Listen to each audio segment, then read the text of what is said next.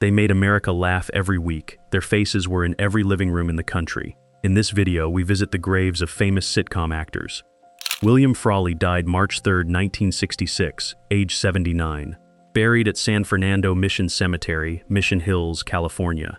Fred Mertz on I Love Lucy for 6 years, 5 consecutive Emmy nominations, a role he almost never got because CBS considered him too unreliable and too fond of drinking.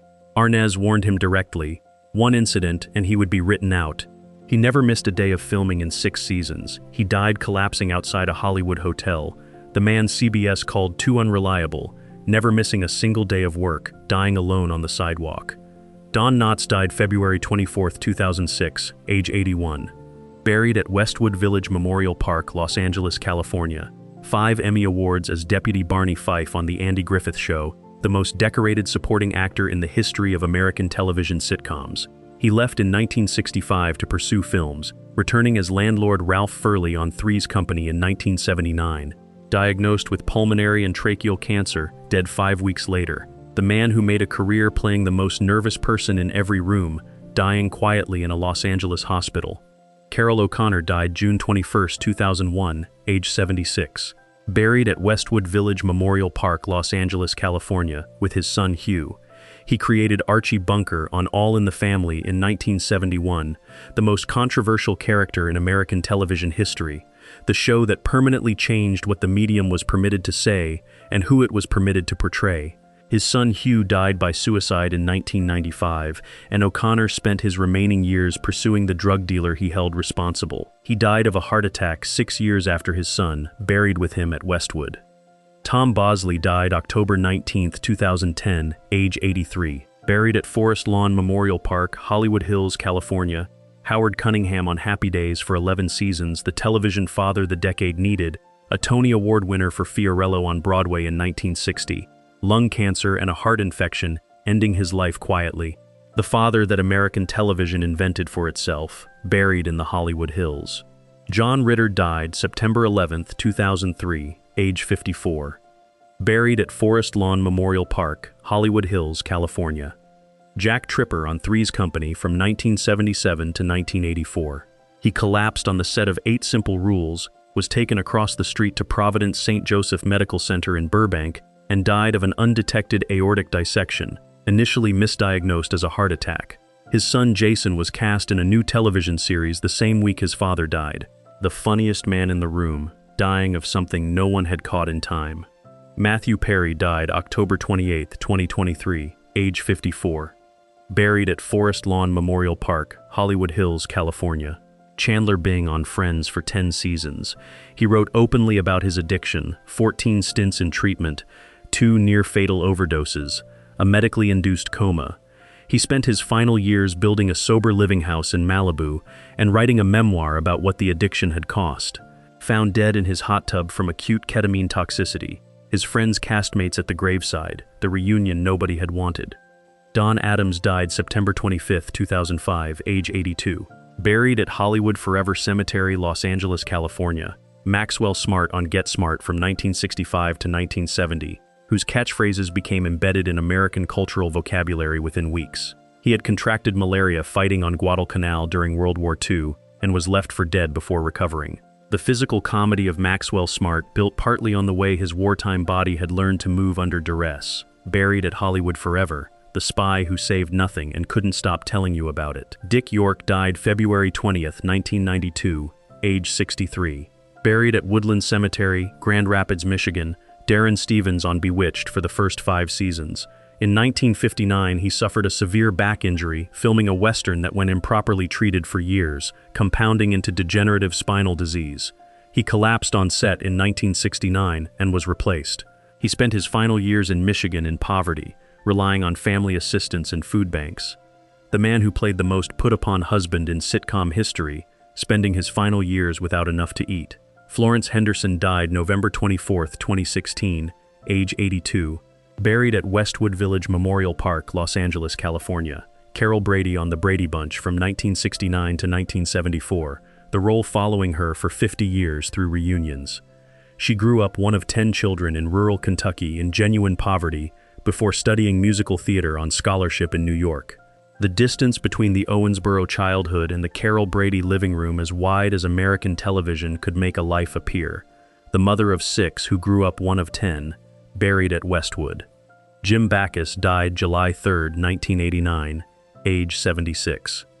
Buried at Westwood Village Memorial Park, Los Angeles, California. Thurston Howell III on Gilligan's Island and the original voice of Mr. Magoo, 2 versions of the same joke about a wealthy man whose privilege fails him in every practical situation. He was among the first major voice actors to demand screen credit and residuals for the craft, Parkinson's disease quieting him through his final years. The man who voiced the most helpless millionaire in American television, dying with his wife of 43 years at his side. Sherman Hemsley died July 24, 2012, age 74. Buried at Evergreen Cemetery, El Paso, Texas, after 4 months in refrigerated storage at a funeral home while his estate was contested in court. George Jefferson on All in the Family and The Jeffersons for 11 seasons. A man claiming to be his half-brother challenged the will he signed a month before his death, the legal dispute keeping his body in storage through the summer and into the fall. He had been one of the most recognizable faces on American television for a decade. The man who played television's most triumphant social climber, lying in a funeral home refrigerator for nearly a season. Abe Vigoda died January 26, 2016, age 94, buried at Beth David Cemetery, Elmont, New York. Phil Fish on Barney Miller, and Sal Tessio in The Godfather. A false report in People magazine in 1982 declared him dead, and the joke about whether Abe Vigoda was alive ran for 34 years. A website existed for the single question. He continued acting into his 90s. He died during a blizzard at his daughter's home, his wish having been not to die alone. The comedian whose death was the punchline for 30 years, dying at 94 having outlived everyone. Bob Crane died June 29, 1978, age 49. Buried at Oakwood Memorial Park, Chatsworth, California. Colonel Hogan on Hogan's Heroes from 1965 to 1971. Found beaten to death in his Scottsdale apartment, his skull fractured, a video cable tied around his neck. The murder was never solved. A suspect was tried and acquitted in 1994. The man who played the most competent prisoner in television history, killed in a case the investigation never resolved. Fred Gwynne died July 2, 1993, age 66, buried at Saffron Cemetery, Finksburg, Maryland. Herman Munster on The Munsters, the gentle, enormous father who could not understand why the neighbors found his family alarming. He was also a significant illustrator of children's books, publishing wordplay titles built on the same structural joke that powered The Munsters, pancreatic cancer giving him 9 weeks between diagnosis and death. He had wanted to be buried in Maryland near his garden, and he was. The man who played the most lovable monster in television, spending his final years writing books about words. Andy Griffith died July 3, 2012, age 86. Buried at the Lost Colony grounds on Roanoke Island, North Carolina, within hours of his death. Andy Taylor on The Andy Griffith Show from 1960 to 1968, the small-town sheriff whose decency made the show a portrait of an America the 1960s were simultaneously disrupting and mourning. He requested burial on Roanoke Island, where he had performed in a historical drama as a young man, and was buried the same day he died. No public announcement until the service was already complete. The man who invented television's most beloved small town, buried the day he died on the oldest American ground. Isabel Sanford died July 9, 2004, age 86. Buried at Forest Lawn Memorial Park, Hollywood Hills, California. Louise Jefferson, on The Jeffersons for 11 seasons, the first black woman to win an Emmy for Outstanding Lead Actress in a Comedy Series, the award arriving in 1981 after 6 nominations. She had worked in small television roles for decades before The Jeffersons arrived at age 57. The woman who waited 30 years and then 6 more nominations before the industry handed her what it owed her. Ann B. Davis died June 1, 2014, age 88. Buried at Calvary Cemetery, Niagara Falls, New York. Alice Nelson, the housekeeper on The Brady Bunch, the practical center of the show who kept everything running. In 1976, she joined an Episcopal religious community in Denver, living communally, donating her earnings, working in the kitchen without a script. She died of a subdural hematoma after a fall in a San Antonio bathroom, buried near where she grew up in western New York, the housekeeper who gave everything away, dying in the care of the community she had chosen. Bob Saget died January 9, 2022, age 65. buried at Mount Sinai Memorial Park, Los Angeles, California. Danny Tanner on Full House from 1987 to 1995, the role deliberately wholesome and opposed to his stand-up comedy, which was profane and dark and had nothing to do with what the sitcom required him to be. Found dead in his Orlando hotel room after a comedy show, caused blunt head trauma from hitting his head, going to sleep without understanding the injury. He had texted friends warmly hours after the show, the cleanest man on television dying alone in a hotel room of an accident no one knew had happened. McLean Stevenson died February 15, 1996, age 66. Buried at Forest Lawn Memorial Park, Hollywood Hills, California. Lieutenant Colonel Henry Blake on MASH for 3 seasons, whose death announced in the operating room produced one of the most remembered moments in American television history. He left the show voluntarily, convinced his career would flourish in his absence. No subsequent vehicle found an audience. The MASH finale in 1983 watched by 106 million viewers, arriving 8 years after he left. The man who exited the most successful ensemble on American television, having calculated incorrectly and with no way to go back. Estelle Getty died July 22, 2008, age 84. Buried at Eden Memorial Park, Mission Hills, California. Sophia Petrillo on The Golden Girls, the Sicilian mother whose stroke had destroyed her filter and freed her to say what everyone else was thinking. She was 62 when she got the role, a television newcomer after 40 years of regional theater, wearing heavy makeup and a gray wig at auditions to convince producers she was old enough. She developed Lewy body dementia in the early 2000s, losing her language and memory, the sharpest tongue on American television going quiet in stages. The woman who said everything everyone else was thinking, dying in a silence she had not chosen. Jack Klugman died December 24, 2012, age 90. Buried at Forest Lawn Memorial Park, Hollywood Hills, California. Oscar Madison on The Odd Couple, opposite Tony Randall's Felix Unger, the messier and funnier half of television's most celebrated pairing. He survived throat cancer in the 1990s that removed one of his vocal cords, his voice permanently altered, refusing to stop working. He died on Christmas Eve at 90, the slob who made being a slob an art form, buried in Hollywood Hills on a day the industry was too busy celebrating to note the departure. Redd Foxx died October 11, 1991, age 68. Buried at the Memorial Gardens of Las Vegas, Paradise, Nevada. Fred Sanford on Sanford and Son from 1972 to 1977, whose fake heart attacks aimed at his deceased wife Elizabeth became one of the most imitated pieces of physical comedy in the decade. He had been a nightclub comedian for 20 years, his adult party albums circulating through every barbershop in Black America before television found him. The IRS pursuing him for millions in unpaid taxes throughout the Sanford years. He died of a heart attack on the set of The Royal Family, his castmates believing it was another Fred Sanford performance until it was not. The man who pretended to have heart attacks, dying of one while his colleagues waited for the punchline. Fred MacMurray died November 5, 1991, age 83. Buried at Holy Cross Cemetery, Culver City, California. Steve Douglas on My Three Sons for 12 seasons. The widowed aerospace engineer whose show ran so long the original sons aged out and were replaced by younger ones. His most celebrated film roles in Double Indemnity and The Apartment were of morally compromised men, My Three Sons replacing that with 12 years of uncomplicated decency.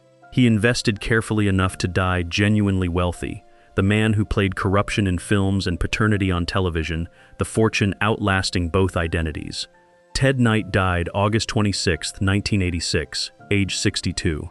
Buried at Holy Cross Cemetery, Culver City, California. Ted Baxter on The Mary Tyler Moore Show from 1970 to 1977, the pompous, self-regarding anchorman who delivered the news with complete conviction and no understanding of it, one of the most precisely calibrated comic performances in ensemble television. 2 Emmy Awards. A World War II veteran who had served in the Army in Europe. Colorectal cancer diagnosed in 1986, dying 3 months later at 62. The man who played the most confidently ignorant person in the newsroom, dying in the decade his satire was quietly beginning to describe reality. Gavin MacLeod died May 29, 2021, age 90. Buried at Mount Sinai Memorial Park, Los Angeles, California. Murray Slaughter on The Mary Tyler Moore Show, and Captain Steubing on The Love Boat, the quiet news writer and the gentle captain whose function was to welcome everyone aboard. He struggled with alcoholism and a painful divorce during the Mary Tyler Moore years, the stability of Murray Slaughter existing alongside instability no one watching could see. He became a born-again Christian in the 1980s and reconciled with his wife, writing a memoir about both. The captain who welcomed everyone aboard, dying at 90 after a voyage considerably longer than 3 hours. Tom Poston died April 30th, 2007, age 85. Buried at Forest Lawn Memorial Park, Hollywood Hills, California. Cliff Murdoch on Newhart and Franklin Delano Bickley on Mork and Mindy, the gentle, perpetually confused character actor whose bewilderment was of the specifically intelligent variety. A World War II combat pilot who returned stateside and became a comedian, the distance between those two identities representing a single decade. He married longtime co-star Suzanne Pleshette in 2001, after decades of friendship. He died of pulmonary failure. Suzanne Pleshette died 7 months later, the two of them buried near each other at Forest Lawn. Suzanne Pleshette died January 19, 2008, age 70. Buried at Forest Lawn Memorial Park, Hollywood Hills, California. Emily Hartley on The Bob Newhart Show, the most competent wife in American sitcom history, the school teacher whose patience became one of the warmer running dynamics of the 1970s. She appeared in the famous final Newhart episode in 1990, where Bob wakes to reveal the entire series was a dream, her appearance as Emily the Punchline, and the emotional payoff simultaneously.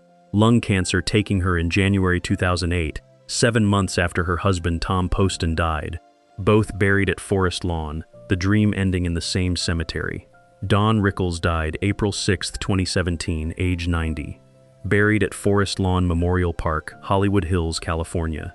CPO Sharkey from 1976 to 1978 and decades of sitcom guest appearances, the insult comic whose television career always operated in the shadow of the stand-up act, the nightclub performances where he reduced audiences to tears by targeting everyone in the room with a precision that required genuine affection to sustain.